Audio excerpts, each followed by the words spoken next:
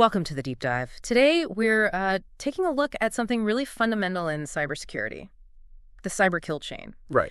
It's this framework, drawing from research like Ellen Zamfirotti's notes that basically lays out the different stages of a cyber attack. Step by step. Exactly. So our mission is to kind of unpack those steps attackers take, right from the beginning, the observation, all the way to their final goal, just so you get a clearer picture of how these things actually play out. And understanding that sequence, that chain, it's incredibly valuable. It's not just, an attack happened. Yeah. It's how it happened, why it progressed. Yeah. That gives you real insight into, where the weak spots might be and maybe where you can actually defend effectively. Seeing the whole life cycle. Precisely. Gives you a bit of an edge. Okay, so let's start at the start. Stage 1, reconnaissance. This is the looking around phase, right? Attackers gathering intel, figuring out targets, just doing their homework before making a move. How easy is that for them, really?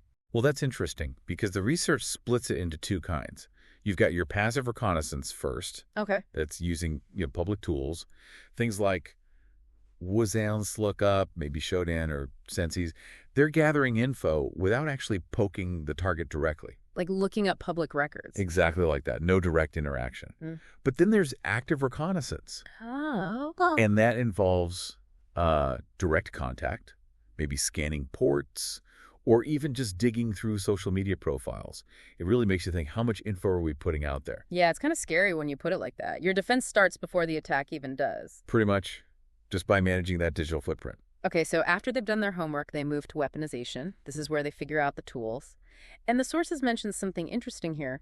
They often use devices they've already infected, like compromised machines. Oh yeah, very common. It's strategic. Yeah. Think about it. The research mentions things like botnets, DES tools. Right, distributed denial of service. Exactly. Flooding systems and different kinds of malware. Using existing compromised machines, well, it's efficient for them. Doesn't leave their own fingerprints as easily. That too, yeah. Gives them some anonymity. They don't have to build everything from scratch. It shows they're planning, building these sort of tailored attack packages. Reusing previous work. Right. Which means, for defenders, spotting any weird activity early, even small stuff, is super important. Okay, weapons ready. Next up is delivery. Getting that payload to the victim. Through all sorts of channels. And the list is, wow, pretty long. Phishing emails, dodgy websites, SQL injection. Like, feels a bit like playing whack-a-mole, trying to block everything. It can feel like that. The Yeah. source material is phishing, malicious sites, SQL injection, cross-site scripting, even man-in-the-middle attacks. So many angles. Loads. But while attackers get creative, there are patterns. They often go after, common human mistakes or known software bugs. Okay, so it's less about blocking every single trick and more about hardening the common weak points. Exactly. Good email filters, secure coding practices, making sure users know what to look out for.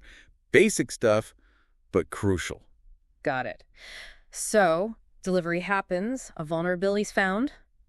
Now we're at exploitation. This is where they actually triggered the vulnerability. This is the point of attack, yes. Yeah. Leveraging that weakness they found. Usually this means getting some malware installed. Malware that lets them take control. Sometimes directly, or quite often, it's malware designed to just download more malware. It's the foot in the door, really. Okay, opening the door. And that leads sometimes to the installation phase. Right. Once they've bypassed security, if malware is their game plan, they'll install it properly, maybe set up some other malicious files. But you said if, so it's optional. Yeah, the sources point out it's optional. Depends on the goal. If they don't need persistent malware, they might skip this formal installation. Interesting. Okay, what's next? Command and control. C2. C2, exactly. This is where they establish remote control, often done using a The beacon. Yeah, like a little signal going out from the infected system back to the attacker. It's usually low and slow, trying to stay hidden, but it lets them send commands. So, connecting the dots. C2 means the attacker is now essentially driving the victim's machine. Pretty much, yeah.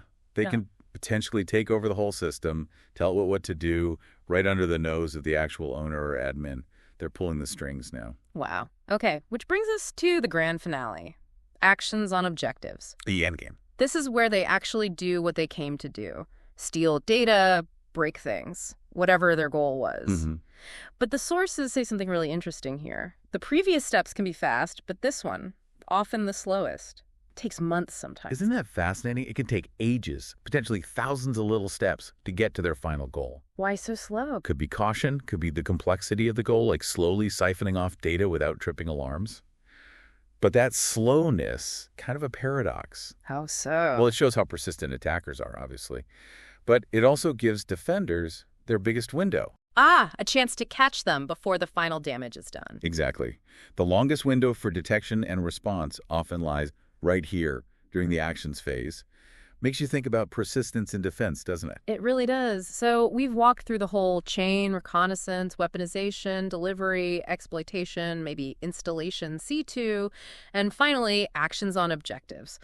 Understanding these stages really gives you a powerful way to think about cybersecurity. Absolutely. It's not just about reacting to attacks, but thinking critically about where you can break that chain, where are the best points for defense or mitigation. It forces a more proactive mindset. Definitely. So this deep dive into the cyber kill chain hopefully gives you a real shortcut to understanding how these attacks are structured. So thinking about how all these stages link together, what stands out most to you? And maybe how does seeing that chain change how you think about your own digital safety?